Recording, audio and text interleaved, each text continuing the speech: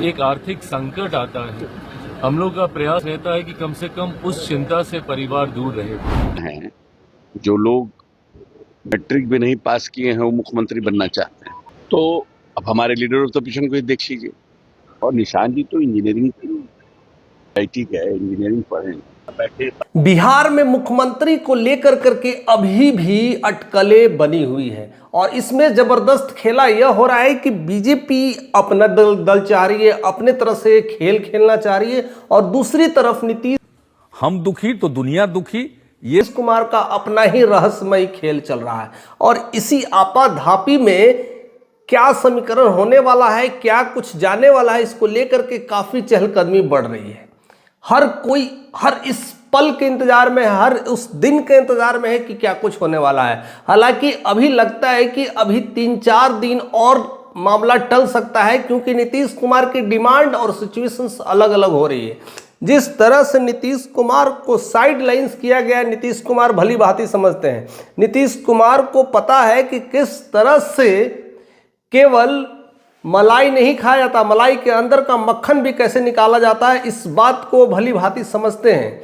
त्याग पत्र तो दे रहे हैं, लेकिन उसमें एक अलग ही भूमिका में नजर आ रहे हैं। उनकी क्लियरिटी बहुत क्लियर है, उनका माइंडसेट बहुत क्लियर है। वो कह रहे हैं, चाहे वो नरेंद्र मोदी हो, चाहे वो राजनाथ सिंह हो, चाहे और भी बड़े बड़े कोई नेता हो, चाहे वहाँ का अमित शाह हो, इस सब सारी चीज़ों को लेकर के खुलासा यही बनते आ रहा है, मांग यही बनते जा रही है। पहले आप बताओ कि मुख्यमंत्री कौन बनेगा। अब डिमांड और सिचुएशंस के हिसाब से नीतीश कुमार तय करेंगे, नहीं तो फिर नीतीश कुमार अपना पत्ता खोलने के लिए तैयार हैं, क्योंकि उनका बेटा निशांत कुमार फ्रंट फुट पर अब बैटिंग करने के लिए पूरी तरह से तैयार हो चुका है, मेंटली फिजिकली प्रिपेयर्ड हो चुका है।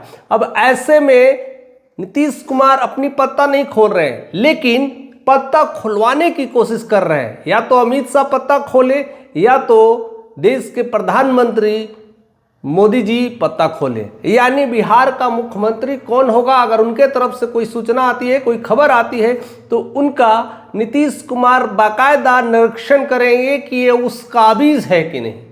अगर उनको थोड़ा भी किंतु परंतु लगा तो दिल्ली जाने से शायद मना कर सकते हैं। राम राम, बाय बाय, टाटा, कुछ भी हो सकता है। यानी समस्याएं बढ़ सकती है और बिहार की अटकलें और भी बढ़ सकती है। अब ऐसे में एनडीए का जो एक दल था, तो क्या लगता है कि एनडीए के दल में आपस में कुछ ठीक है? कई बार चिराग पासवान कह चुके हैं कि हमने डाटा सेट कर चुका है, हमारा मंशा क्लियर है, हमने डिसाइड कर रखा है कि हमारा मुख्यमंत्री कौन होगा, हमारी पार्टियों में क्लियरिटी है। अगर ये क्लियरिटी होती तो फिर इतना डिले क्यों हो रहा है? अभी तक नाम को लेकर के क्लियर कंसेप्ट क्यों नहीं आ रहा है?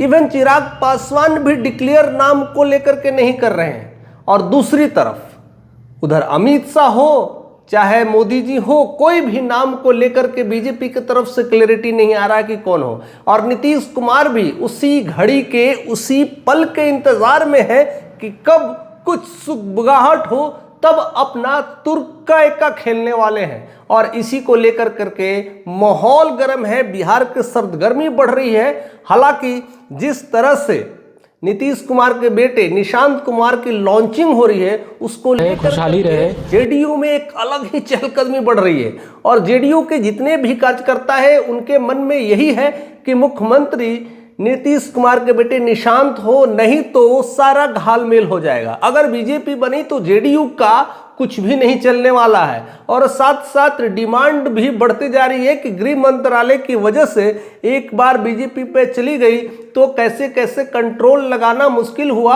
अब ऐसे में सीएम की कुर्सी चली जाएगी तो सब कुछ चला ही जाएगा, और ऐसे में रोकना बहुत ज़रूरी है। अब नीतीश कुमार तो राज्यसभा में जाने के लिए परेशान है, यानी उनकी प्लानिंग कहीं ना कहीं राष्ट्रपति की कुर्सी पर है, लेकिन बिहार की कुर्सी पर कौन काबिज होगा उसको भी देखना कहीं ना कहीं ये जिम्मेदारी है।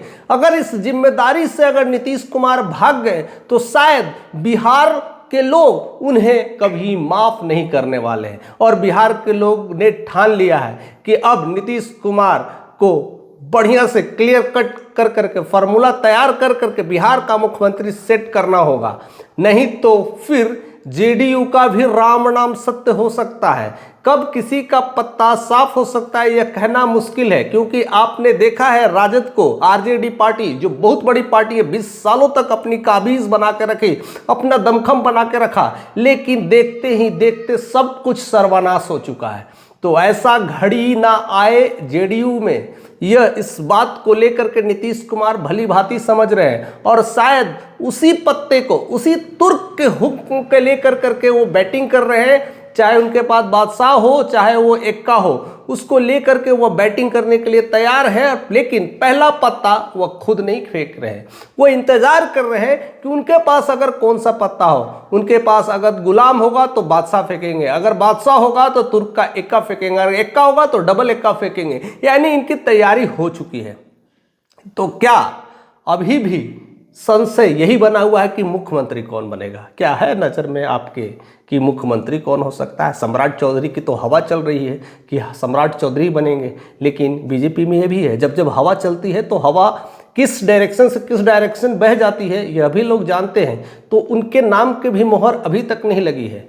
अभी भी कई सारे चेहरे हैं जो धीरे धीरे वो घटा छट रही है, तो शायद निकलने के लिए फड़फड़ा रहे हैं, या हो सकता है अंदर के तहखाने से तैयारियां हो चुकी है।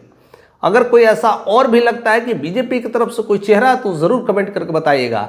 अदरवाइज जेडीयू के तरफ से निशांत कुमार तैयार बैठे हैं, बस एक हुंकार या एक बटन की ज़रूरत है, एक संवाद की ज़रूरत है।